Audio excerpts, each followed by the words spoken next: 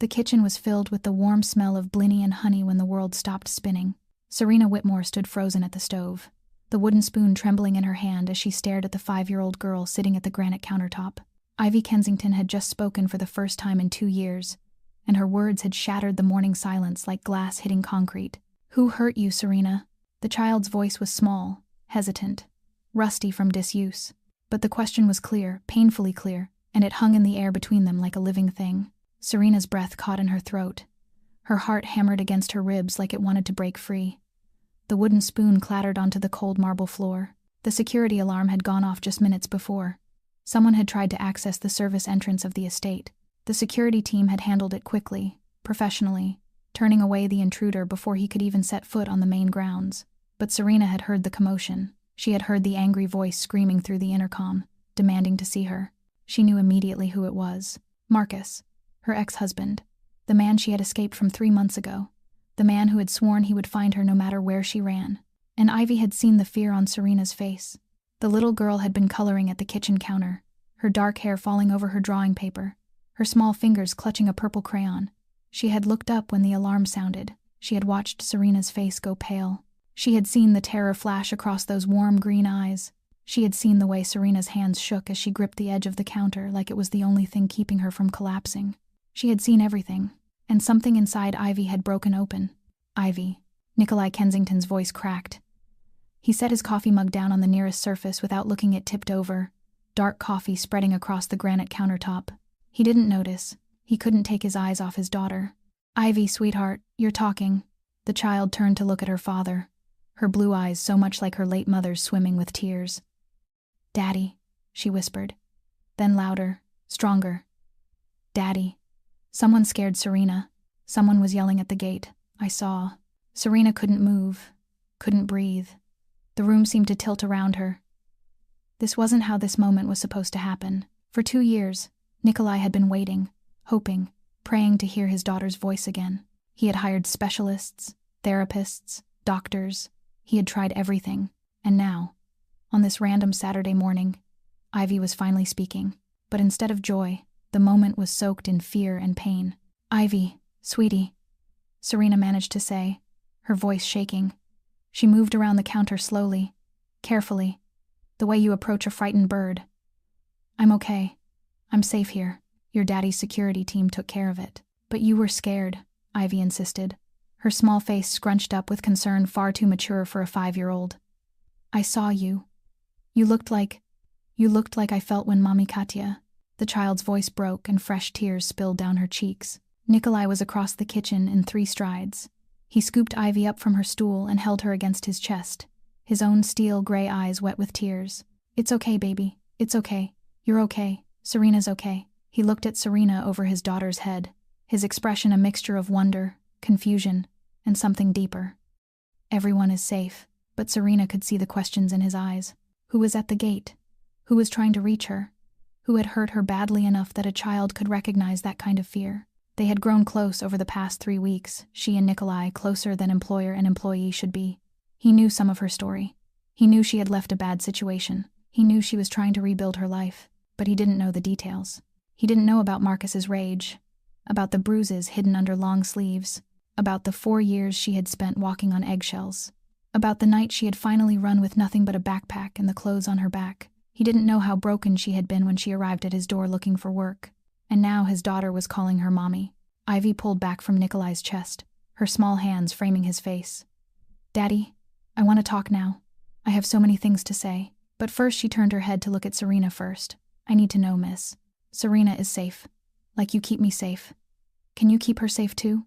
Can you?" The question was so earnest, so pure in its simplicity, that Serena felt her knees weaken. This child, this precious little girl who had been locked in her own silence for 2 years, had found her voice again because she wanted to protect someone else. Not because of her own pain, but because she recognized pain in another person. Nikolai's jaw tightened. He looked at Serena with an intensity that made her stomach flip. "Yes," he said firmly. "I can keep her safe. I will keep her safe. Both of you. Always." "Promise?" Ivy asked. "I promise, princess. I promise." The little girl nodded, satisfied. Then she wriggled out of her father's arms and walked over to Serena, reaching up to take her hand. "It's okay, Mommy. Ivy said softly. Daddy's promises are real. He never breaks them. He promised Mommy Katya he would take care of me, and he does it every day. So if he promises to take care of you, he will. Serena dropped to her knees so she was eye level with the child. Tears streamed down her face and she didn't bother to wipe them away. How did you get so wise? She whispered. Ivy shrugged a gesture so childlike it was almost funny. I had a lot of time to think. When you don't talk, you watch people more. You see things. She paused. I saw you were sad when you first came here. Sad like Daddy. Sad like me. But then you started to smile. Real smiles. The kind that reach your eyes. Daddy smiles like that now too. She tilted her head. When he looks at you, Nikolai made a sound somewhere between a laugh and a sob. He ran a hand through his disheveled dark curly hair. He was still in his pajama pants and a dark gray t-shirt. This wasn't how he had planned to spend his Saturday morning, but nothing about the last 2 years had gone according to plan. Ivy, he said gently. Why didn't you talk before? The doctors said you could. They said there was nothing physically wrong. We've been so worried. The child's face grew somber. She looked down at her feet, her small shoulders hunching. I saw something bad. The day Mommy Katya died. Her voice dropped to a whisper. I saw our car. I saw the man with the gun. I saw. She swallowed hard. I saw everything, Daddy, and I wanted to tell you, but I couldn't make the words come out. They got stuck. And then at the funeral, everyone was so sad. And I thought if I talked about what I saw, it would make everyone sadder. So I just stopped. I stopped talking altogether. She took a shaky breath. It seemed easier. The room was silent except for the sound of 3 people breathing, 3 hearts breaking and mending at the same time. Nikolai knelt beside Serena, forming a small circle with his daughter between them. Oh, Ivy. Oh, baby. You've been carrying that alone all this time? Ivy nodded, fresh tears falling. But then Mommy Serena came, and she was carrying something heavy too. I could see it. The way she jumped when doors closed too fast. The way she checked the locks every night. The way she always sat where she could see the doorways. She looked at Serena. Just like me, I thought. She continued. I thought if I could see her get better, maybe I could get better too. And then this morning, when that man came, when I saw her scared face, I knew I had to use my voice. Because maybe if I had used my voice before, if I had told someone what I saw about Mommy Katya, maybe someone could have helped. She squeezed Serena's hand tighter. But I can help now. I can tell Daddy that Serena needs protecting. So that's what I did. Serena pulled the child into a hug, holding her close. You are the bravest person I have ever met, she said fiercely. Do you know that? You are so brave, Ivy Kensington. Nikolai wrapped his arms around both of them, creating a cocoon of safety and warmth. The 3 of them stayed like that for a long moment, healing in each other's presence. Finally, Nikolai pulled back, his hand cupping his daughter's cheek. I need you to tell me what you saw about Mommy Katya. His voice was gentle but serious. Not right now, but soon. When you're ready. Can you do that? Ivy nodded. I can do that. I'm ready now. Then she turned to Serena. And I need to know, she continued, looking up with clear blue eyes. Who was at the gate? Who tried to get in? Who hurt you before you came here? Serena swallowed hard. This was the moment she had been dreading. But Ivy had been brave enough to speak after 2 years of silence. The least Serena could do was be brave enough to tell the truth. His name is Marcus Webb, she said quietly. He was my husband. We were together for 4 years. He wasn't a good person. Not to me. And when I finally left, he told me he would find me. He told me I couldn't hide from him. He told me I was his and I would always be his. She took a shaky breath. I thought I had covered my tracks. I thought I was safe. But he must have. He must have found me somehow. He tracked you, Nikolai finished grimly. His expression had gone cold, the warmth in his steel-gray eyes replaced by something harder. Let me guess he's a cop? Serena nodded, surprised. How did you know? Because only someone in law enforcement would have the resources to track someone this carefully. And because men like that. His jaw clenched. I know the type. He stood, his movements controlled but tense. Stay here with Ivy. Don't leave this room. He pulled out his phone and began typing rapidly. I'm calling my head of security. We're going to handle this right now. Today. He paused, his expression softening. He's never going to get near you again, Serena. I promise you that. But Nikolai, I don't want to bring my problems into your home, into Ivy's life. Maybe I should just... No. His voice was sharp, brooking no argument. Don't even finish that sentence. You're not leaving. You're not running again. You're staying right here where you're safe, where Ivy needs you. He paused, his expression softening. Where I need you. The admission hung in the air between them. Ivy looked up at Serena with wide eyes. See? I told you. Daddy's promises are real, and he likes you. I can tell. He looks at you like he used to look at Mommy Katya. She tilted her head. When he was happy, Serena's heart clenched. She looked at Nikolai, really looked at him, and saw the truth in his daughter's words. She saw the care, the concern, the something more that had been building between them over the past 3 weeks. She saw a man who had been broken by loss, just like she had been broken by abuse. She saw a man who was trying to be strong for his daughter. She saw a man who was offering her safety without asking for anything in return. She saw a man she was falling in love with. Okay, she whispered. I'll stay. Good. Nikolai's shoulders relaxed slightly. Now let's get this sorted out. All of it. No more secrets. No more silence. We're going to talk about everything. What Ivy saw, what you've been running from, all of it. And then we're going to figure out how to move forward. Together. Together, Ivy echoed, reaching out to take both of their hands. Like a family. Serena looked down at the little girl, at her earnest face and hopeful eyes, and felt something shift in her chest. Like a door that had been locked for years suddenly swinging open. Like light pouring into dark corners. Like hope. Like a family, she agreed.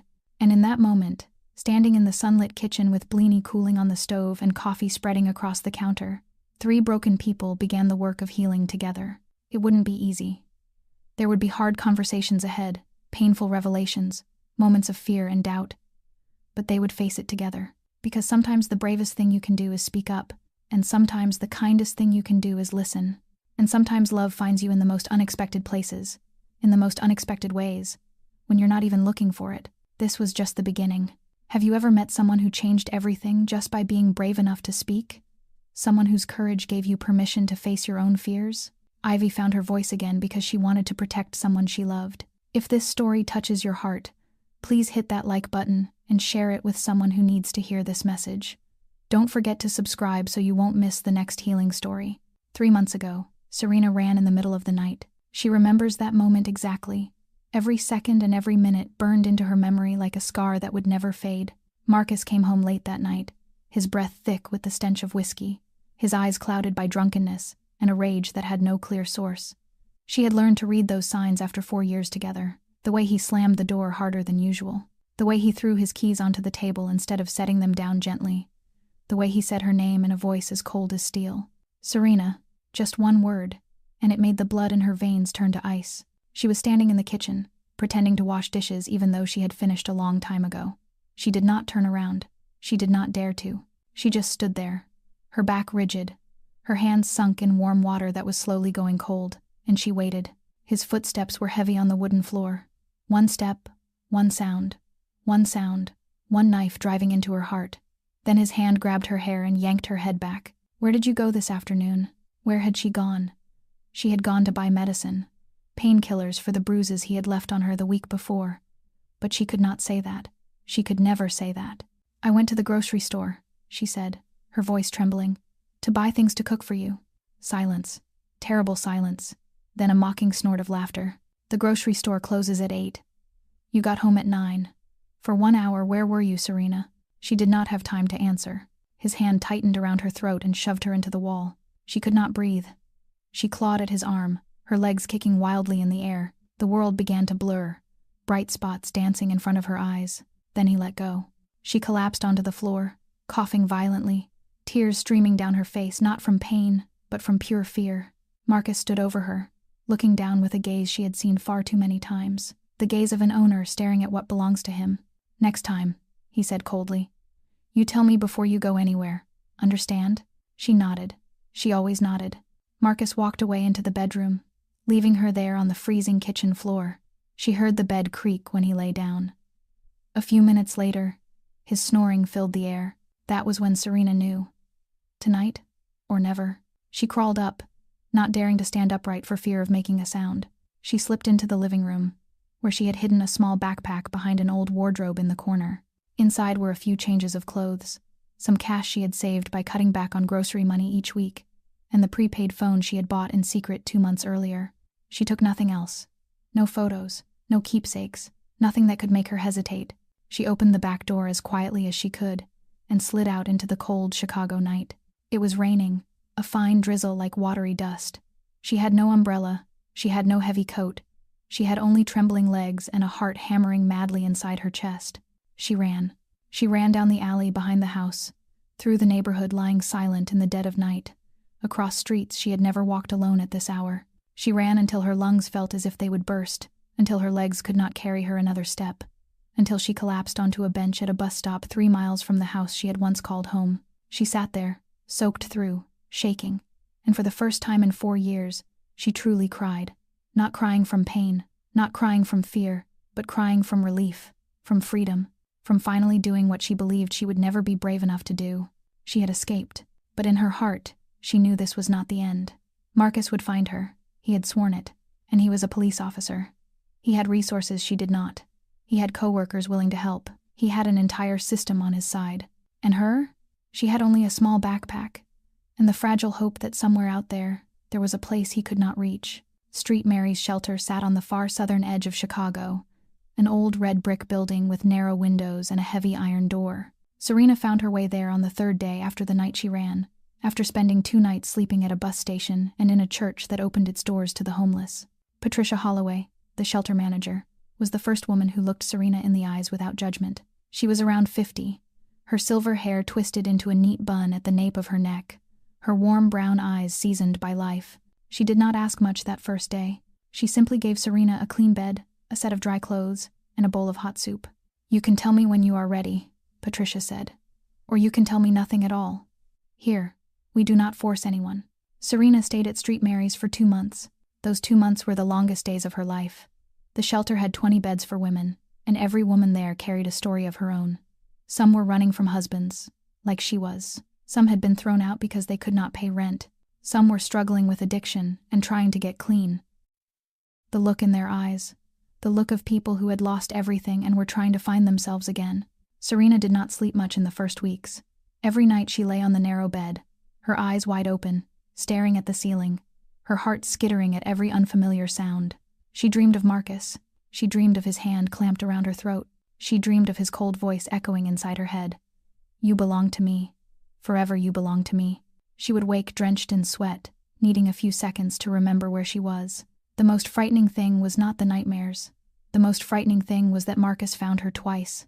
The first time, she was at another shelter on the north side of the city. He showed up at the gate in his police uniform, telling the security guard he was looking for his missing wife. She had to slip out the back door and run to Street Mary's in the middle of the night. The second time, he went to the home of an old friend, the only person Serena had dared to contact for help. That friend called her, voice shaking, and said Marcus had come asking questions, and he looked very angry. After that, Serena never reached out to anyone from her old life again. Patricia was the only one who knew the whole story. She listened without interrupting when Serena spoke about 4 years of a marriage from hell, about bruises hidden beneath long sleeves, about the restraining order she had managed to get, and how it meant nothing when Marcus's co-workers always looked the other way. Patricia did not offer cheap comfort. She simply held Serena's hand and said one plain sentence. "You cannot keep running forever, Serena. It is time to build a life again." 18-0. One afternoon near the end of the 2nd month, Patricia called Serena into her office. She laid a newspaper clipping on the desk, circled in red ink. "I think I may have found what you need," she said. "A job, a place to live, and most important," she looked straight into Serena's eyes, "security that not even a police officer can get past." Serena picked up the clipping and read the bold print. "Wanted. Childcare provider and housekeeper. Live-in. Absolute confidentiality." For the first time in 3 months, Serena felt a thin thread of hope flicker inside her. Serena sat on the narrow bed in the shared dormitory, the prepaid phone resting in her palm, slick with sweat. She had stared at the number on the newspaper clipping for 30 minutes, trying to gather enough courage to press call. Patricia had told her about the Kensington family. They were very wealthy, fiercely private, and protected by a security system stricter than anything Serena had ever known. The man who owned the house was a powerful businessman, a widower, raising his young daughter alone. 5 housekeepers had come and gone over the past 2 years, none of them fit. "They need someone special," Patricia had said. "Not someone perfect, someone who understands pain." Serena drew a long breath, and she called. The phone rang twice before someone picked up. Kensington residence. A man's voice, low, cold, and strangely tired. Not the tiredness of someone who had not slept, but the tiredness of someone who had carried too much for too long. "Hello, my name is Serena Whitmore. I'm calling about the housekeeper and childcare position." Silence for a few seconds. Then the voice returned, still cold, but edged with a flicker of curiosity. "What experience do you have?" "I worked as a nurse for 2 years before my circumstances changed. I know how to care for people. I'm patient, and I need somewhere safe to start over." She hesitated. "I'll be honest with you. I'm running from a violent marriage. I have a restraining order, but my former husband is a police officer. That order doesn't do much." She did not know why she told the truth like that. Maybe she was too tired to pretend anymore. Maybe because if he was going to reject her for her past, it was better to know at the beginning than to hope and then be crushed. The silence lasted longer than before. Serena thought the man would hang up. She had braced herself for it, but instead, his voice came again, a little softer. "I have a daughter, 5 years old. Her name is Ivy." He paused, as if weighing each word. "She doesn't speak. It's been 2 years. Not a single word since her mother died." Serena felt her heart tighten. "The doctors say there's nothing physically wrong," the man continued. "She can speak. She just chooses not to. The previous housekeepers all tried to force her, tried to fix her like she was something broken that needed repairing. I don't need that." His voice hardened. "I need someone patient, someone who accepts her as she is. Someone who doesn't try to change her just because her silence makes them uncomfortable." Serena closed her eyes, and the image of herself rose up in her mind. 4 years of silent endurance. 4 years of not daring to speak the truth. She understood what it meant to lose your voice, even in a different way. "I understand," she said softly. "I understand that feeling, when the words get stuck inside, when silence becomes the only way to protect yourself." The line went quiet again. Serena could hear the man breathing on the other end. "Can you come in for an interview this afternoon?" he asked at last. 3 o'clock. I'll text you the address." "Yes," Serena said, her voice trembling with relief. "I'll be there. Tonighting for two Tate." "One more thing, Miss Whitmore." His voice was serious now, but no longer cold. "We have security 24/7. No one gets in unless I allow it. No one." For the first time in 3 months, Serena felt like she could breathe. Patricia drove Serena to the Kensington estate, arriving at exactly 3 o'clock that afternoon. The whole way there, Serena sat in silence in the passenger seat, her hands clenched together in her lap, trying to steady the wild rhythm pounding inside her chest. When the car turned onto the road leading into the Gold Coast, Serena began to understand this was not an ordinary family. The mansions lining the street grew larger with every block, more lavish, more untouchable, until they stopped in front of a black iron gate rising more than 3 meters high, its scrollwork intricate, security cameras fixed at every angle. "You'll be all right," Patricia said, giving Serena's hand a gentle squeeze. "Just be yourself. That's the only thing you need to do." Serena nodded, drew a deep breath, and stepped out of the car. The gate opened after she pressed the buzzer and gave her name. She walked along a stone path into the grounds, and with every step she felt more overwhelmed. The mansion rose before her like a castle from a fairy tale, Gothic revival architecture with gray stone walls, soaring stained glass windows, and sharp spires reaching into the afternoon sky. The gardens were trimmed to perfection, rose bushes in full bloom along the walkway, and somewhere nearby came the sound of water from a fountain. But what caught Serena's attention most was not the luxury. It was the men in black suits spaced throughout the property, their cold eyes sweeping over her from head to toe. Security, not the ordinary kind hired by rich families. This was the kind of security worn by men accustomed to danger, men who had faced real threats and survived. She swallowed hard, climbed the stone steps, and knocked. The heavy oak door opened, and Serena came face to face with the man she had spoken to on the phone that morning. Nikolai Kensington was taller than she had imagined, probably over 6 feet, with broad shoulders and a solid frame that looked as if it had been forged from steel. His dark hair, loosely curled, was combed back, revealing a sharply angled face with high cheekbones and a square jaw. A faint scar ran from his temple down his left cheekbone, like the mark of some battle long ago. But it was his eyes that held her, gray as metal, cold as ice, and yet deep inside them was a sadness she recognized at once.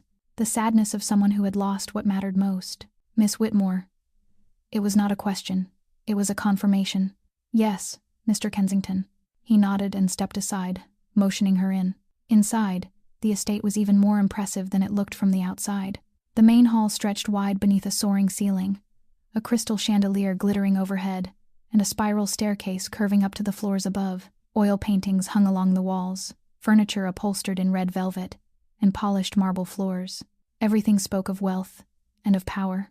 But then Serena noticed other details. A cloth doll lying on the stairs, a few coloring books scattered across the sofa, a tiny pair of pink shoes tossed carelessly in a corner, and on the refrigerator door in the kitchen, which she glimpsed through a doorway, crayon drawings were taped everywhere. This was not only an estate. It was a home trying to live something like a normal life in the middle of what was not normal at all. "Sit," Nikolai said, leading her into a study.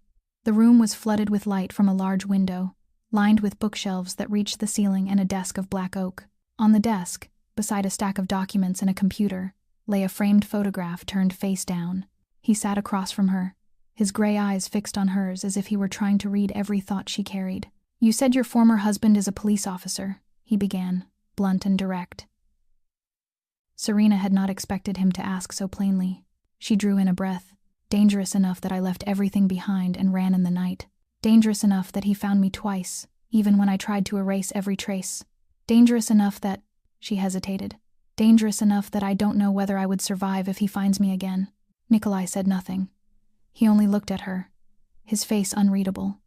Then he nodded, as if her answer had confirmed something he had already known. "Here," he said slowly. "No one can lay a hand on you unless I allow it. Not the police, not anyone." The way he said it made Serena believe him. This was not an empty promise. This was fact. When the conversation in the study ended, Nikolai rose and motioned for Serena to follow.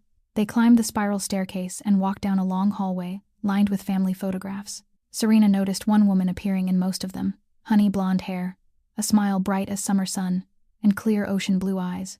Katya, Nikolai's late wife, the mother Ivy had lost. Nikolai stopped at a door painted lavender purple, the doorknob decorated with tiny, delicate flowers. He knocked softly twice. "Ivy, there's someone Daddy wants you to meet." No answer. "Of course." The little girl did not speak. Nikolai opened the door and stepped inside, with Serena behind him. Ivy's room looked like a small fairy tale made real. Pale violet walls, white curtains fluttering in the breeze, a princess bed with a canopy of sheer gauze. On the bookshelf sat dozens of stuffed animals of every kind, from teddy bears to unicorns, from a pink rabbit to a gray elephant, and in the center of the room, seated on a plush, furry rug, was a tiny girl with hair black as her father's and eyes blue as her mother's. Ivy did not look up when they entered. She was holding a brown teddy bear, turning it slowly in her hands, her gaze fixed on empty space as if the outside world did not exist. "Ivy," Nikolai said gently, his voice softening as though he were speaking to the most precious thing in his life. "This is Miss Serena. She may come work here, take care of the house, and stay with you. Would you like to say hello?" No response. Ivy remained still, her blue eyes not turning toward them. Serena watched the child, and something inside her quietly melted. She recognized that look, the look of someone trying to become invisible, trying to shrink so no one would see them, so no one could hurt them again. She had seen that look in the mirror for 4 years. Without waiting for Nikolai to say anything else, Serena slowly lowered herself to the floor beside the rug where Ivy sat. She did not sit across from her. She did not stare into her face. She sat beside her, facing the same direction, as if they were two people looking out at the same world. "Your bear is so sweet," Serena said softly, her voice making no demands, offering no pressure. "When I was little I had a teddy bear too, but I lost it. I had to leave it behind when I had to go." Silence. But Serena saw Ivy tilt her head, just a little, as if she were listening. "I know you don't want to talk," Serena went on, still looking straight ahead instead of at the child. "That's okay. Sometimes I don't want to talk either. Sometimes silence is easier, safer." And he said, a moment passed. Then, very slowly, Ivy turned. She did not look at Serena's face. She looked at Serena's sleeve, where an old bruise still showed faintly beneath the thin fabric. Those ocean blue eyes blinked once, twice, as if something was clicking into place. Then Ivy did something that left both Serena and Nikolai stunned. The little girl held out the teddy bear and placed it into Serena's hand. Serena took the bear, feeling the softness of its artificial fur beneath her fingers. She looked at Ivy, and for the first time, Ivy looked back. Those clear blue eyes were no longer empty. There was something there now, fragile but real. A connection, an understanding. "I'll hold your bear for you," Serena whispered. Or do you want me to give it back? Ivy shook her head. Then she pointed at the bear, and pointed at Serena. You want to give it to me? Serena asked. A small, gentle nod. Serena felt her eyes sting. She pressed the bear to her chest as if it were the most precious gift she had ever received. Behind her, Nikolai stood silent in the doorway, and the steel gray in his eyes was no longer cold. There was astonishment there, and there was hope. She has never offered something to a stranger on her own, he said, his voice rough. Not once, never. Serena did not speak.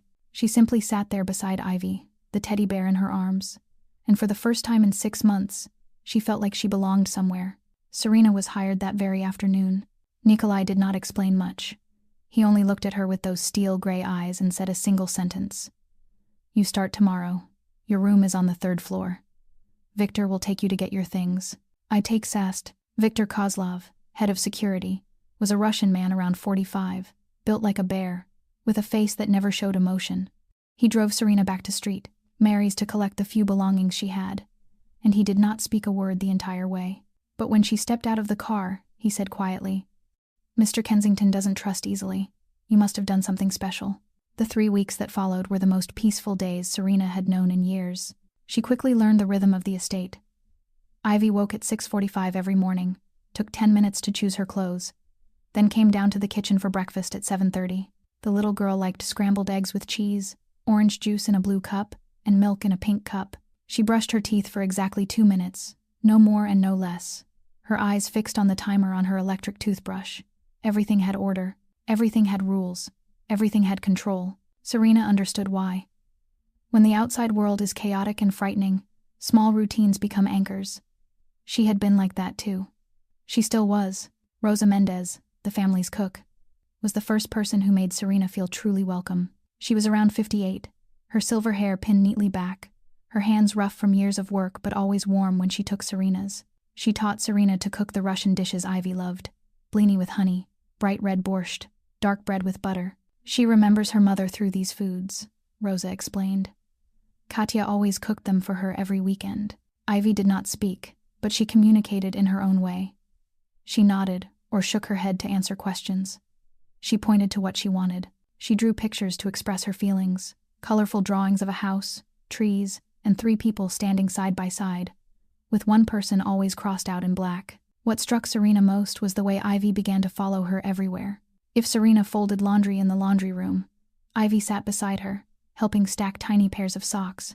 If Serena wiped the windows, Ivy stood close, her finger tracing meaningless shapes on the fogged glass. If Serena read in the library, Ivy brought her picture book and sat pressed close, shoulder to shoulder, as if that closeness was what she needed to feel safe. But Serena noticed other things too. Things that made her heart ache. Ivy always sat where she could see the doorway. She startled at every loud noise. She checked the lock on her bedroom window every night before she slept. She never turned her back to the door, never stood in the middle of the room, never placed herself anywhere without a way out. Serena recognized those habits because she did the same things. She sat where she could see the exits. She flinched when a door slammed. She checked locks every night, sometimes twice, 3 times, until she could finally believe she was safe. They were alike, she and Ivy. 2 people from different worlds, carrying the same wordless fear on their shoulders. One evening, as Serena read to Ivy before bedtime, the little girl suddenly lifted her head and looked straight into Serena's eyes. Those ocean blue eyes were clear, but older than her years, as if she had seen far too much, far too soon, for a 5-year-old. Then Ivy raised her hand and touched Serena's wrist, where a faint scar still showed faintly beneath the skin. She did not say anything, but Serena understood. I see it. I know. I hurt like that too. Serena took that tiny hand, held it tight in her own, and whispered, We're going to be all right, both of us, and one day, everything will be all right. Ivy nodded, then curled into Serena's lap, closed her eyes, and fell asleep in Serena's arms. It was the first time Ivy had chosen to let anyone besides her father hold her. Nikolai Kensington was a ghost in his own home. He left before the sun came up, and he returned after Ivy was already fast asleep. In those first days, Serena rarely saw him, only the traces of his presence. A cup of coffee gone cold on the desk, late-night meetings in the sitting room with men in black suits speaking Russian, the sound of a car pulling away into the dark and coming back before the sky turned light. But every night, no matter how late he came home, he went to Ivy's room. Serena discovered this in the second week. She was walking down the hall to get water when she saw his silhouette outside his daughter's door. He did not go in. He only stood there, his forehead resting against the wooden frame, one hand pressed to the door as if he were trying to touch something on the other side that he could not reach. In the dim hallway light, his face was no longer cold as steel. It was broken, exhausted. It was the face of a man carrying a grief so heavy he did not know where to set it down. Serena retreated quietly, not wanting to interrupt that private moment. But from that night on, she began to see Nikolai differently. She realized he was not cold. He was only trying to be strong, trying to keep everything from collapsing, trying to be all that Ivy needed, while he himself was coming apart from the inside. Victor told her about Katya one afternoon, when they happened to be drinking tea together in the kitchen. She had been the light of their boss, the Russian man said, his voice low and far away. She knew who he was, knew what he did, and she still loved him. When she died, part of him died with her. Serena did not ask about Nikolai's work. She did not need to. She had seen enough to understand. She saw the men in black lower their heads when Nikolai walked past. She saw Victor always carrying a gun beneath his suit jacket. She heard the late-night phone calls Nikolai answered in clipped Russian, his voice cold as ice. She saw the way people spoke his name, with fear, not simple respect. Nikolai Kensington was not an ordinary businessman. He was something more dangerous, more powerful, and darker. But strangely, Serena was not afraid. She had lived with a dangerous man for 4 years, a man wearing the mask of a good person, dressed in a police uniform, torturing her behind closed doors. Marcus was dangerous in a hidden way, petty, cruel to those weaker than him. Nikolai was different. His danger was not aimed at her. It was a shield, not a weapon. One evening, near the end of the second week, Serena was showing Ivy a book in the sitting room when Nikolai walked in. He paused in the doorway, looking at the two of them on the rug, Ivy's head resting on Serena's shoulder, the picture book spread open in her lap. Serena looked up and met his gaze. Those steel-gray eyes were no longer cold. There was softness there, gratitude, and something else, something she did not dare to name. "Thank you," he said quietly. Then he turned away and stepped back into the hallway shadows, leaving Serena with her heart racing inside her chest. She did not know when she had started waiting for moments like that. She did not know when his eyes had become something she searched for each day. She only knew that under this roof, she was starting to feel something more than safety, and that frightened her more than Marcus ever had. Nikolai did not waste a single second. Right after the three of them stepped out of that embrace in the kitchen, he pulled out his phone and dialed. His voice was steel cold as he spoke in Russian, sharp commands Serena could not understand, but could feel in the weight of every word. Victor appeared within 2 minutes, as if he had been waiting just outside the kitchen door the whole time. The Russian man's face showed nothing, but his eyes were sharper than usual when they landed on Serena. "Report," Nikolai said, short and flat. "Subject is Marcus Webb, 32 years old, an officer with the Chicago Police Department, currently suspended due to an internal affairs investigation related to violent conduct." Victor read from the tablet in his hand, his voice even, like he was reading the weather. "He showed up at the side gate at 8:17 this morning. Requested to see his wife. Was refused. He became agitated and threatened to return with a search warrant. Security escorted him off the property." "A search warrant?" Nikolai asked, and his tone turned dangerous enough that Serena felt cold along her spine, even though the words were not aimed at her. "He has no legal basis to obtain one. He is suspended, with no authority." It was an empty threat, but he will come back. "Absolutely." Nikolai was silent for a moment, his gray eyes fixed on the kitchen window, where the garden lay bathed in the pale light of a winter morning. Then he turned to Serena, and his gaze softened, just slightly. "Can you take Ivy upstairs? I need to speak with Victor alone." Serena nodded. She bent down and took Ivy's hand. The little girl stood quietly beside her, ocean blue eyes darting between her father and Serena with a worried look. "Come on, sweetheart," Serena said gently. "Let's go upstairs and play." Ivy did not move right away. She looked up at Nikolai, and then she spoke, her voice small but clear. "Will Daddy protect Serena, Mom?" Nikolai knelt and lifted his daughter's chin so he could look into her eyes. "I already promised, Princess. Have I ever broken my word?" "Never," Ivy answered, with absolute trust. "Then you do not need to worry. Go with Serena, Mom. I will come up later." Serena led Ivy toward the stairs, but as they passed the living room doorway, she heard Nikolai's voice behind her, cold and terrifying in a way she had never heard from him before. "I want to know everything about him. Weaknesses, secrets, the things he hides. And I want it before noon today. And if he comes back? Victor asked. A stretch of silence. Then Nikolai's voice, each word dropping like a piece of ice. If he dares to set foot on this property one more time, I will make him understand why people fear the name Kensington. Serena shivered, but not from fear. From the first time in 6 months, someone was fighting for her. Someone was standing between her and the nightmare. And that person did not hesitate. She kept guiding Ivy up the stairs, her heart skittering in her chest. Behind her, Victor's voice carried up again. I will contact our people inside the police department. And call the lawyer. If he wants to play the law, we will play. If he wants to play another way. He paused. We are ready for that too. Good, Nikolai replied. And Victor, one more thing. Yes, sir. From now on, Serena and Ivy do not leave the estate without an escort. 24 hours a day, 7 days a week. No exceptions. Understood? Tang. Serena stopped at the top of the staircase, her hand gripping Ivy's tightly, and felt something strange rise in her chest. Not fear, not worry. Protection. Shelter. The feeling of being valued so much that a powerful man like Nikolai Kensington was willing to use every resource he had to keep her safe. She had forgotten what that felt like. That afternoon, after Ivy had gone down for her nap, Nikolai knocked on Serena's door. She opened it and found him standing there, still wearing the dark gray t-shirt from that morning. His black curls mussed as if he had run his hand through them too many times. Those steel gray eyes held a seriousness she had never seen in him before. We need to talk, he said. In my study, if you're ready. Serena nodded and followed him downstairs, into the room where they had met for the first time 3 weeks earlier. Late afternoon sunlight poured through the large window, spilling over the floor to the ceiling bookshelves and the black oak desk. The picture frame on the desk was still turned face down, just as it had been before. Nikolai closed the door and gestured for her to sit in the leather chair across from the desk.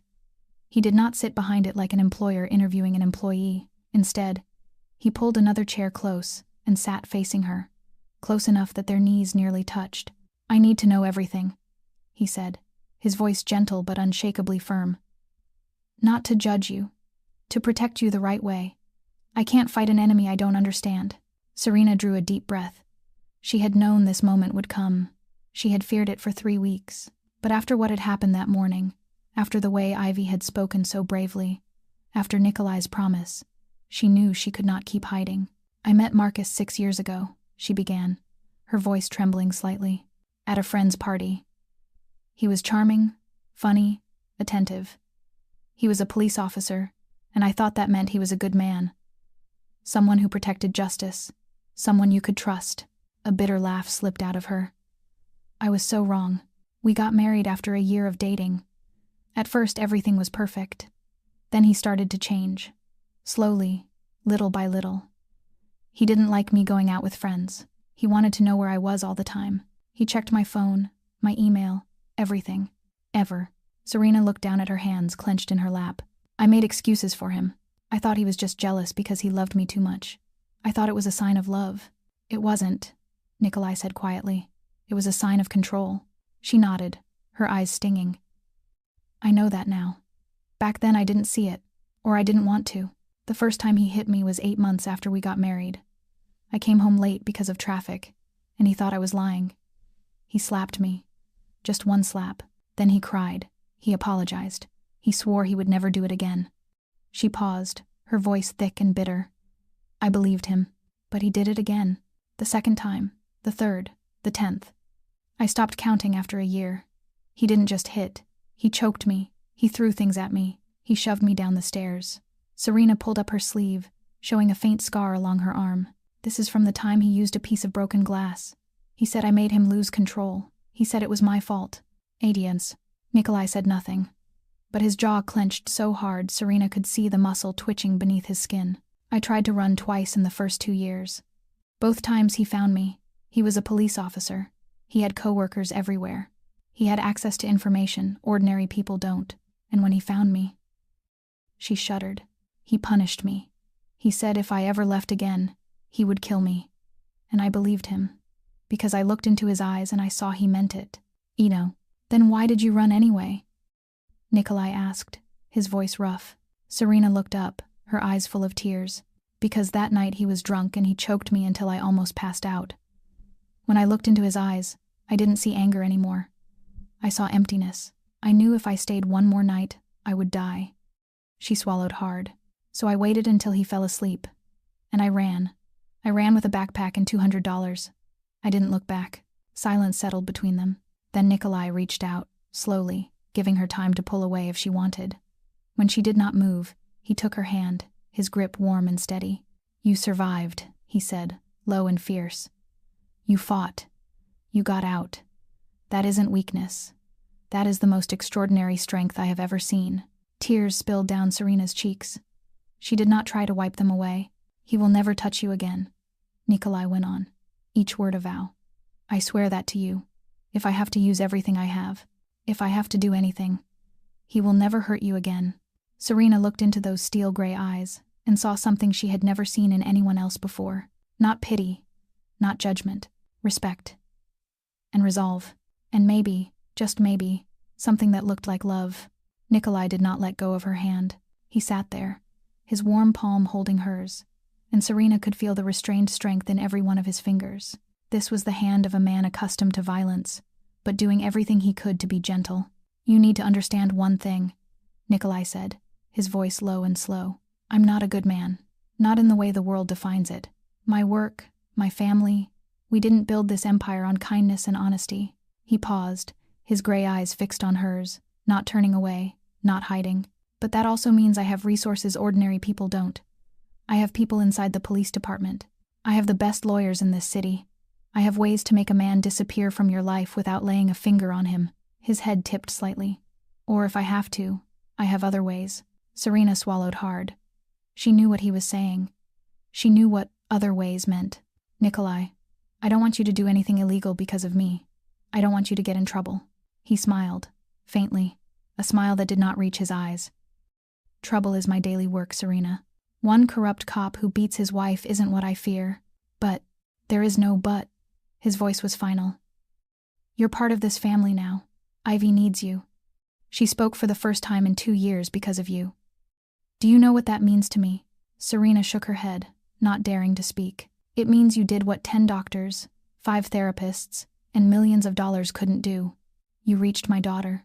You gave her a reason to speak again." His grip tightened around her hand. "So whether you want it or not, I'm going to protect you. Not because you work here, because you matter. To Ivy, and to me." Serena's heart raced. She did not know how to respond to those words. She was used to being dismissed, controlled, treated like an object.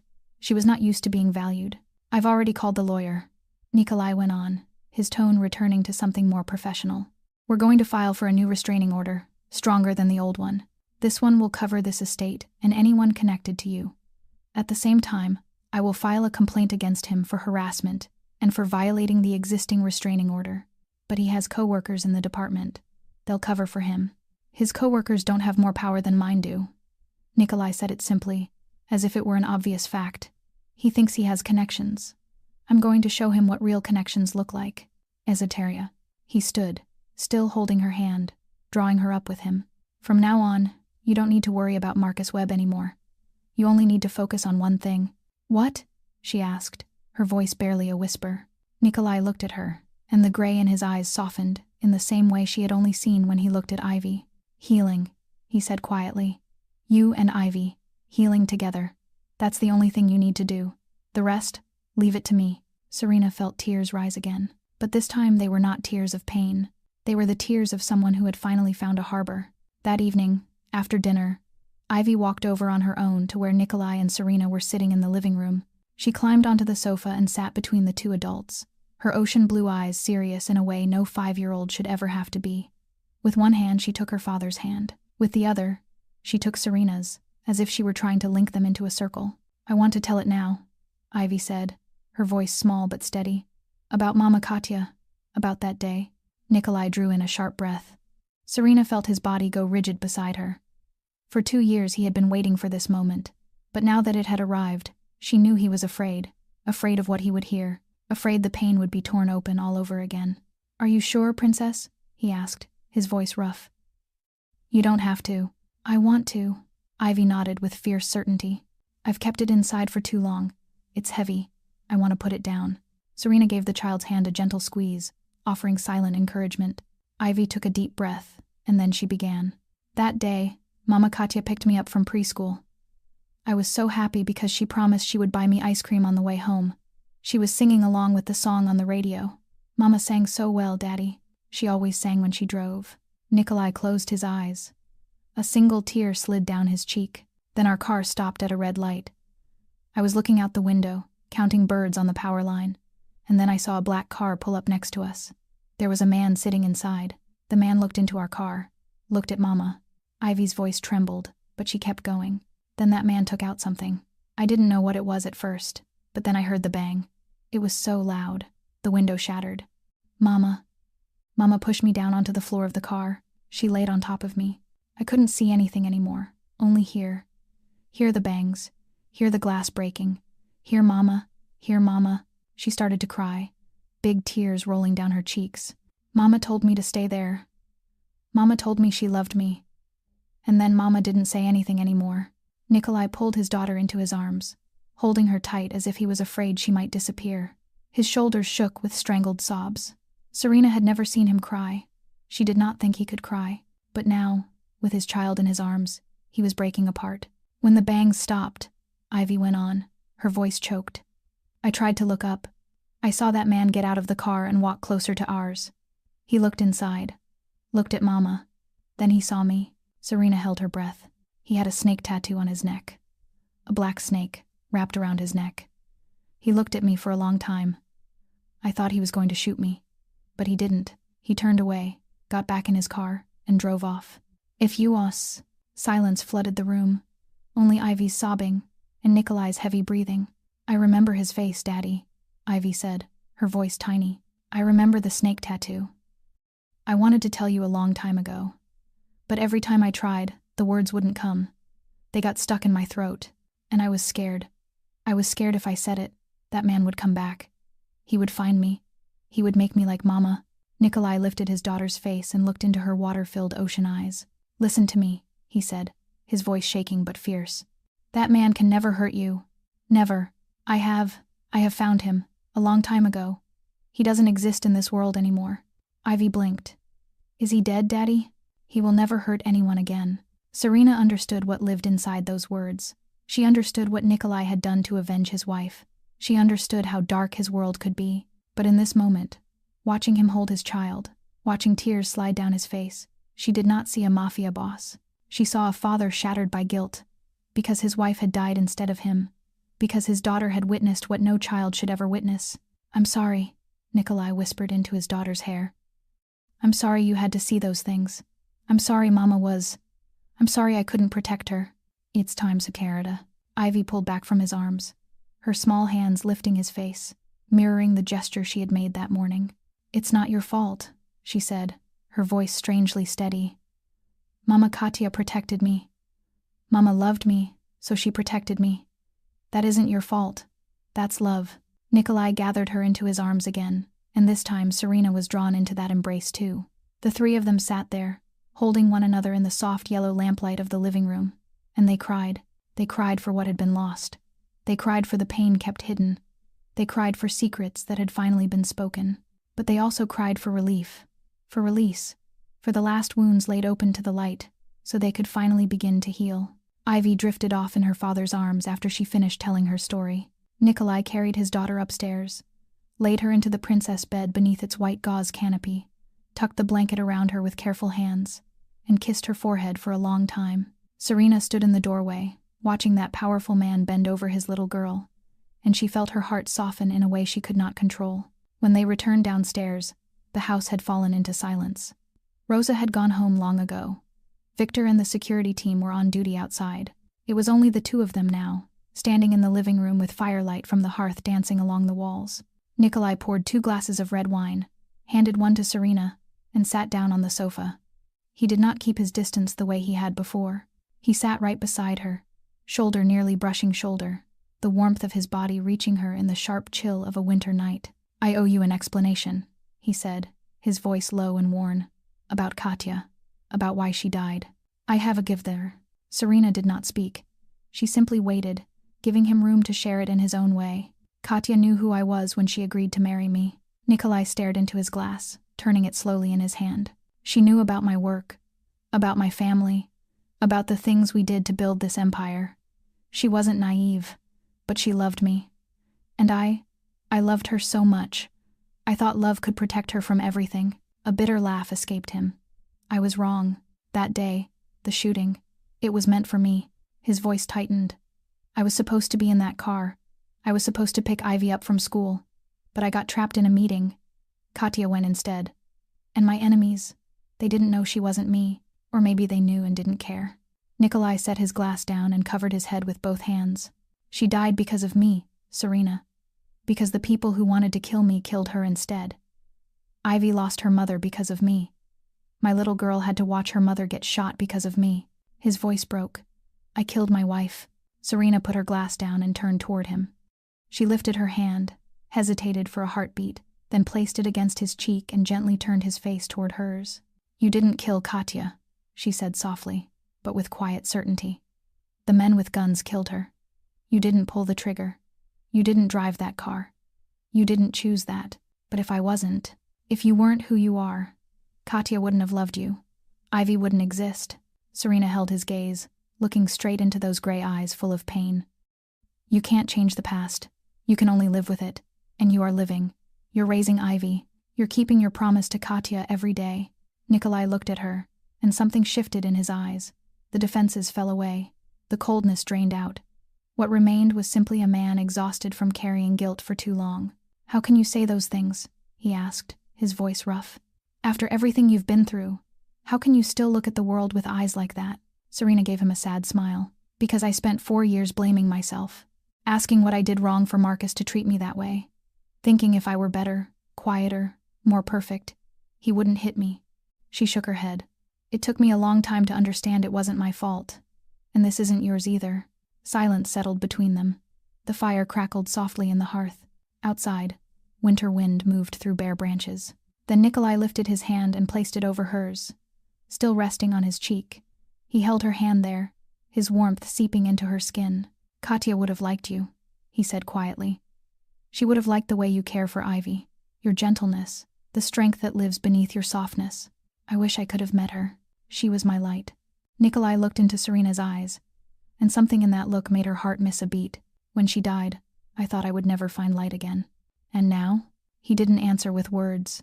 He only looked at her, his fingers tracing lightly over the back of her hand, and in those steel-gray eyes Serena saw the answer. She saw hope. She saw possibility. She saw a future she had never dared to dream of.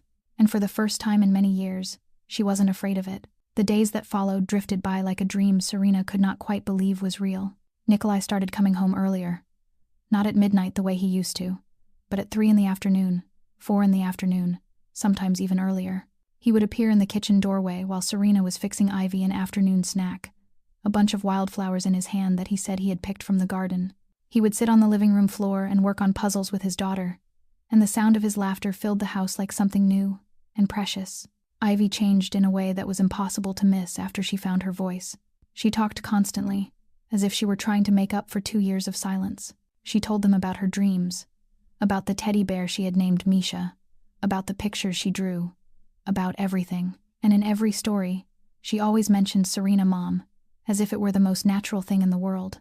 Dinner became family time. The 3 of them sat around the kitchen table instead of the large, cold dining room, talking about their days, laughing over small things. Rosa began cooking more, saying she liked seeing the table lively again, the way it used to be. And in the middle of all of it, there were moments that belonged only to Nikolai and Serena. Their eyes would meet across the table and linger longer than they needed to. Their hands would brush when they washed dishes together, and neither of them hurried to pull away. They would sit side by side on the sofa after Ivy fell asleep, shoulder to shoulder, sometimes talking, sometimes simply listening to the fire crackle in the hearth. 1 week after the night they shared everything, Nikolai kissed her for the first time. They were standing on the back porch, looking out at the garden blanketed in white snow beneath the moonlight. Ivy had been asleep for hours. The air was bitterly cold, but Serena did not want to go inside. She wanted to stay here, in this moment, with the man beside her. Nikolai turned and looked at her, his gray eyes shining under the stars. He lifted his hand slowly, giving her time to step back if she wanted to. His fingers touched her cheek, gently sweeping a loose strand of hair behind her ear. I've wanted to do this for a long time, he whispered. Then he leaned down and kissed her. The kiss was light as a butterfly settling on a flower, but it set Serena on fire from the inside. She had forgotten what it felt like to be kissed like this. Not a kiss that demanded, that claimed, but a kiss that offered, that cherished. As if she were something so precious he was afraid of breaking her. When they pulled apart, they were both breathing hard, their breath rising in white clouds in the cold air. What does this mean? Serena asked, her voice trembling. It means I'm in love with you. Nikolai said it simply, as if it were the most obvious truth in the world. It means I want more. I want you here not just because of a job, but because you choose to be here. With me, with Ivy, with us. Serena's heart raced. She had been afraid of this, afraid of opening up, afraid of trusting, afraid of loving again after everything Marcus had done to her. But when she looked into Nikolai's eyes, she did not see Marcus. She did not see control or possession. She saw gentleness, respect, love waiting for her to accept it. I'm scared, she admitted. I'm scared to love again. I'm scared too. Nikolai took her hand and placed it over his chest, where his heart was pounding hard. But maybe we can be scared together. Serena smiled, for the first time in a long time, a smile with no hidden sorrow behind it. Together, she repeated. The next morning, Ivy caught them holding hands at the breakfast table. She did not look surprised. She only looked at them with ocean blue eyes sparkling, gave a thumbs up, and said, I knew it. Daddy looks at Serena Mom the way he used to look at Mama Katya, when he was happy. Nikolai laughed, a clear sound Serena had never heard from him before. My daughter is so smart, he said. Yes, I know, Ivy replied, and went right back to eating her blini as if her father falling in love with the housekeeper was the most normal thing in the world.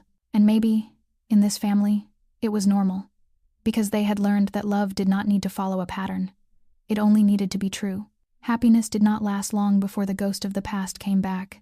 1 week after their first kiss, Victor knocked on the door of Nikolai's study, his face set like stone. Serena was in the room with Nikolai, going over the documents their lawyer had sent about the new restraining order. She looked up when she saw the Russian man's expression, and she knew at once that something was wrong. Urgent report, Victor said, his voice tight. Marcus Webb showed up at Ivy's preschool this morning. The blood in Serena's body turned to ice. What? Nikolai shot to his feet, the swivel chair skidding back and striking the wall. He dared to go near my daughter? He came at dismissal time, asked the teacher about a woman named Serena, said she was his wife and he was looking for her.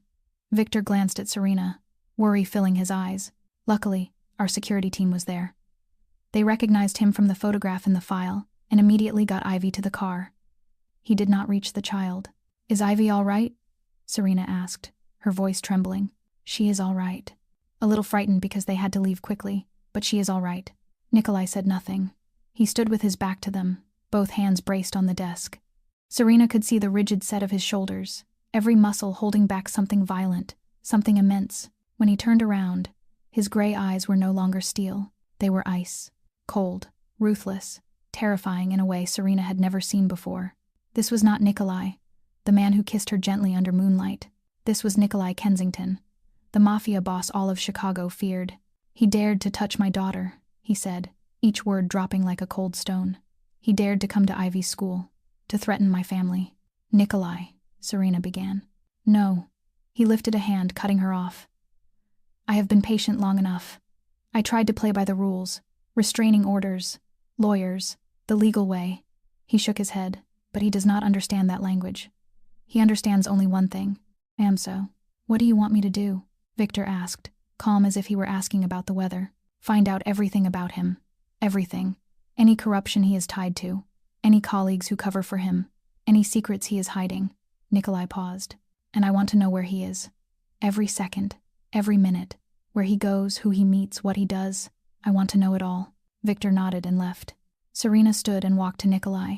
She placed her hand on his arm, feeling the hard tension of muscle under the fabric of his shirt. What are you going to do? She asked softly. Nikolai looked down at her, and for a moment, the ice in his eyes eased, just a little. I am going to end this, he said.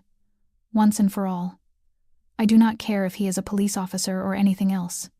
No one threatens my family without paying for it. I do not want you to get into trouble because of me. Even. Nikolai lifted her chin and looked straight into her eyes. You are family, Serena. Ivy sees you as her mother. He hesitated. I love you, And I will do anything to protect the people I love. Anything. The way he said it, with absolute certainty, made Serena feel both frightened and safe. She knew Nikolai was not making empty promises. She knew he was capable of things ordinary people would not even dare to imagine. And the most frightening part was that she was not sure she wanted to stop him. Nikolai did not wait another day. That night, he left the estate alone, wearing a black leather jacket, his gray eyes cold as winter ice. Serena stood at the living room window and watched his car vanish into the dark, her chest tightening with worry. She did not ask where he was going. She did not need to ask. She knew. The bar sat on the south side of Chicago, the kind of place Marcus often drifted to after work. Victor had investigated carefully and reported that tonight, Marcus would be there alone, drinking, complaining to friends about the wife who had run away. Nikolai walked into the bar as if he owned it. And in a way, he did. The place was on his territory, protected by his people, and the owner owed him more favors than he could count. Marcus sat at the counter with his back to the door, a glass of whiskey in his hand, already half gone. He did not sense the danger closing in until Nikolai slid onto the stool beside him. "Marcus Webb," Nikolai said, as calmly as if he were making small talk about the weather. "At last we meet." Marcus turned, his eyes cloudy with alcohol narrowing as he studied the stranger. "Who are you?" he asked, his words thick. "I am the man you should have known about a long time ago." Nikolai signaled the bartender to pour him a drink. "I am the man keeping your former wife." Marcus's eyes widened. The drunken haze evaporated in a single heartbeat as he realized who stood beside him. He had heard of Nikolai Kensington. Everyone in the circles that mattered had heard. He just never imagined that man had anything to do with Serena. "Serena is my wife," Marcus growled, his hand tightening around the glass. "She belongs to me. You have no right to keep her." "Former wife," Nikolai corrected, still calm. "And she does not belong to anyone. She is a human being, not an object." "What do you know about her? How long have you known her?" Marcus ground out. "I lived with her for 4 years. She is mine." Nikolai took a sip of his drink, unhurried, unbothered. His composure only fed Marcus's anger. "Do you know who I am?" Marcus lowered his voice, leaning in as if sharing a secret. "I am a cop. I have coworkers everywhere. I can turn your life into hell." Nikolai laughed, softly, almost gently, yet so cold that people nearby turned to look. "Are you threatening me?" he asked, setting his glass down and turning fully toward Marcus. "You, a police officer suspended under internal investigation for violent conduct, are threatening me?" Marcus's face drained. "How do you know?" "I know everything about you, Marcus Webb." Nikolai leaned in, his voice dropping into a dangerous whisper. "I know you took bribes from the Martinez gang last year. I know you covered up a drug case on the south side. I know you have a bank account in the Cayman Islands that the department does not know about." He smiled without warmth. "Do you want me to keep going?" Marcus's face shifted from pale to a dark, angry flush, fear and fury tangling together. He lurched to his feet, the glass slamming against the counter as it tipped and spilled. "Are you trying to threaten me?" "No. I'm giving you a choice." Nikolai stood as well, a full head taller, dominating him with height and with something heavier than height. "Choice 1. You disappear from Serena's life, completely, forever. You do not look for her. You do not contact her. You do not speak her name. You leave Chicago and you never come back. And if I refuse?" Nikolai stepped closer, until only a breath of space remained between them. His gray eyes locked onto Marcus's, and for the first time, Marcus Webb felt real fear. "Choice 2, Nikolai said, his voice smooth as velvet and sharp as a blade, "is that I show you why people fear the name Kensington. And believe me, you will not like that choice." Marcus swallowed hard, survival screaming in the back of his mind. But arrogance, and the remnants of alcohol, pushed him into the worst decision of his life. "I am not afraid of you," he said, his voice shaking even as he tried to sound hard. "Serena is mine, and I am going to take her back." Nikolai studied him for a long moment, then stepped back, his face unreadable. "You just chose choice 2, he said evenly. "I hope you do not regret it." Then he turned and walked away, leaving Marcus standing there with rage boiling in his blood, and a fear he would not admit, creeping slowly up his spine. Marcus refused to listen to the warning. The next night, drunk and furious, he decided to prove that no one could threaten him. He drove to the Kensington estate at 2 o'clock in the morning, climbed over the back fence, believing the darkness would hide him. He was wrong. Infrared cameras captured every step from the moment his hand touched the fence. Motion sensors detected him before his feet ever reached the grass. The security team watched him on their screens, waiting, letting him move deeper onto the grounds before they acted. Victor called Nikolai at 2:15. Serena was asleep when she heard the knock on her door. She jolted awake, her heart hammering, the survival instinct from 4 years living with Marcus still alive in her bones. She opened the door and found Nikolai there, already fully dressed, his gray eyes glinting in the dark. "Marcus is on the property," he said, calm in a way that felt almost unreal. "Security has him contained. The police are on the way." Serena's legs went weak. "Did he get in?" He climbed the fence. "Illegal entry onto private property." Nikolai took her hand and gave it a gentle squeeze. "This time he does not get away. We have evidence. We have witnesses. And the police coming are my people." They went downstairs together. Through the living room window, Serena could see flashlight beams sweeping across the garden, could hear the security team shouting. And then, from far away, the wail of police sirens growing closer.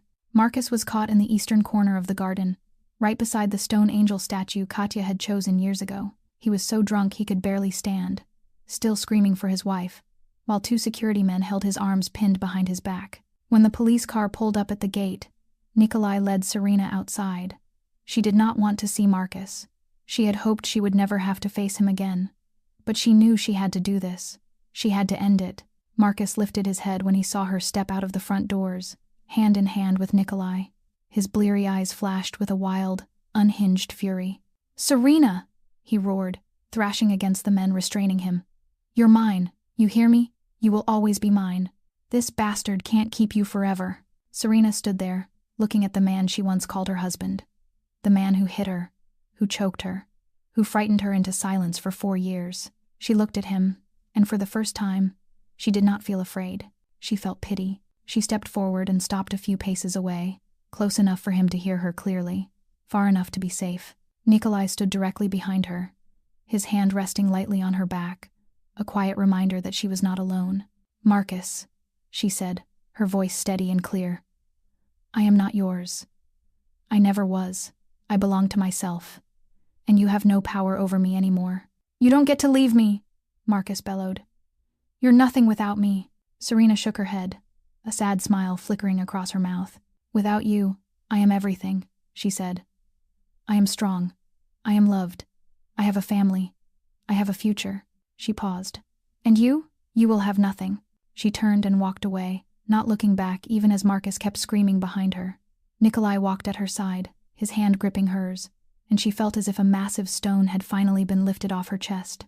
The police put Marcus into the car, and the sirens faded into the night. Victor came to them with a tablet in his hand.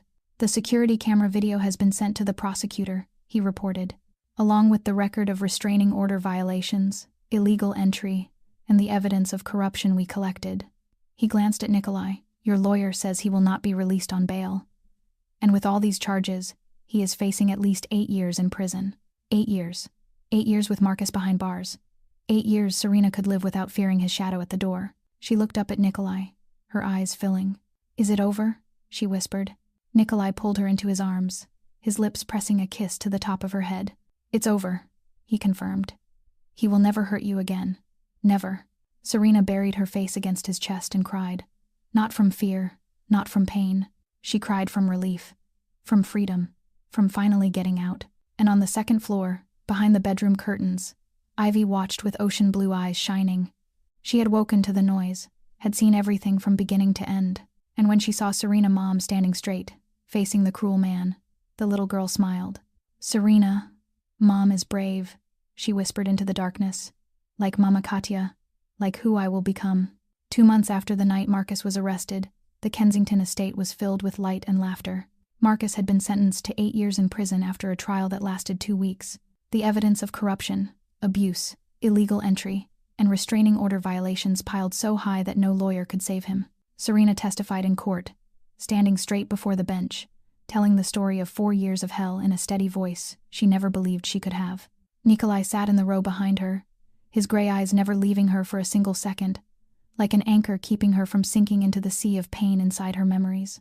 When the judge read the sentence, Serena cried, not because revenge had been satisfied, but because, at last, she was truly free. Life after that began to rebuild itself from broken pieces. Serena moved into a bedroom on the second floor, a room beside Ivy's and across from Nikolai's. She was not the housekeeper anymore.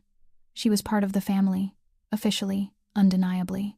Nikolai changed the paperwork, adding her name to the list of people authorized to make medical and educational decisions for Ivy, as if she were the child's biological mother. Ivy continued seeing her therapist, but the sessions were gentler now. She talked nonstop, telling stories about everything, from dreams to fears, from memories of Mama Katya to her love for Serena Mom. Dr. Chen told Nikolai that Ivy was making extraordinary progress, that she would be all right, that love and stability were the best medicine for any wound. Serena began her own healing, too. She enrolled in courses to earn back her nursing certification, the one Marcus had forced her to abandon years before. Every night, after Ivy went to sleep, Serena sat in the library with her books, reviewing, studying, preparing for the exam. Nikolai often sat nearby, working on his laptop, but sometimes he would look up, catch her eye, and smile as if simply seeing her was enough to make him happy. One evening, when she was struggling with a particularly difficult chapter, Nikolai set his laptop aside and moved to sit closer. "You're going to do it," he said, his voice gentle. "You can do anything you want." "You really believe that?" she asked, doubtful. "I know it." He took her hand. "You survived 4 years with him. You had the courage to run. You stood up in court and faced him. What is an exam compared to that?" Serena smiled, and for the first time, she believed him. Ivy changed too, in subtle but undeniable ways. She no longer checked the locks every night. She no longer flinched at loud noises. She ran through the garden with laughter echoing behind her, drew bright pictures with 4 people instead of 3, and called Serena Mom, as if it were the most natural thing in the world. One Sunday afternoon, as the 3 of them sat in the living room watching cartoons, Ivy suddenly lifted her head and asked, "Daddy, will Serena Mom stay with us forever?" Nikolai looked at Serena, his gray eyes full of what he did not say. "I hope so," he said, "if Serena Mom agrees." Ivy turned to Serena, ocean blue eyes wide with hope. "Do you agree?" Serena looked at the little girl, looked at the man beside her, and felt her heart fill with something so warm it almost hurt. "Yes," she said, her voice thick. "Yes, forever." 3 months after the forever promise, Nikolai led Serena into the back garden on a full moon night. She had no reason to suspect anything when he said he wanted a walk. They did it often, wandering between the flower beds Rosa tended, talking about everything and nothing at all. But tonight the garden was different. Tiny lanterns glittered from the branches, forming a path of light that led to the fountain at the center. White roses were arranged everywhere, their sweet perfume filling the cool air of a spring night. Serena stopped, lifting a hand to cover her mouth. "Nikolai, what is this?" He did not answer right away. He only took her hand and guided her along the glowing path, step by step, until they stood before the fountain. Water whispered in the quiet night, moonlight scattering on the surface like thousands of tiny diamonds. And there, behind a rosebush, Ivy was trying to hide and failing completely. She wore her favorite pink dress, her hair braided into 2 pigtails, and she was holding up a sign scribbled in crayon. "Mom, say yes." Serena laughed through tears. "Ivy, what are you doing here?" "I'm helping Daddy," Ivy announced, then slapped a hand over her mouth as if she remembered she was supposed to be quiet. I'm hiding. Mom can't see me." "Arstanad." Nikolai shook his head, but Serena could see he was fighting a smile. Then he turned to Serena, and all the humor drained away, leaving only seriousness and tenderness in his gray eyes. "I prepared a long speech," he began.